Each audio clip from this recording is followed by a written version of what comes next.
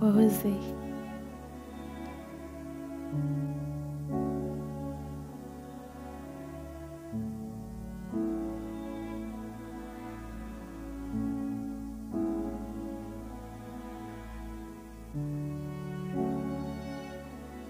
nzi nicaye nigunze nabuze epfo na ruguru. Ubuzima bwari bubishye ndetse bwari bushaririye, maze ubwo wazaga waje umwenyura, waranganirije umutima wanjye gutuza, maze untega amatwi urampumuriza, unyereka impamvu zo kubaho maze unsubiza ubumuntu. Waje nk'izuba rirashe maze urasira ku mutima wanjye, subiza intege mu bugingo bwanjye maze umbera umucyo.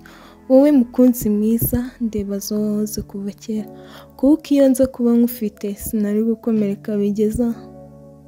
Ndashima Rurema wakuzanye mu buzima bwanjye, maze unyereka umurongo w'ubuzima kandi umpa icyizere cyo kubaho. Waje nk'isoko idudubiza mu mutima uguye umwuma maze unsubiza ubuzima. Ndagushimira ko waremeye kumvira ijwi ry'Imana. Warakoze kunkunda cyane ko abo twahoranye bose bari baransize, ariko wowe wemera kuza. Nari mubi nari habi, ariko ibyo ntiwabyitayeho, wemeye kuza. Warakoze cyane.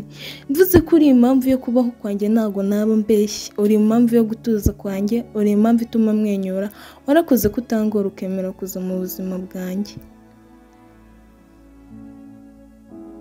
Uri umukunzi mwiza, uri umukunzi wakifuzwa na bose, uri umucyo ku bagufite, uri akanyamuneza ku bababaye, uri amahoro ku bayabuze, uri tuze ku batarifite. Mbese uri byose ku bagufite.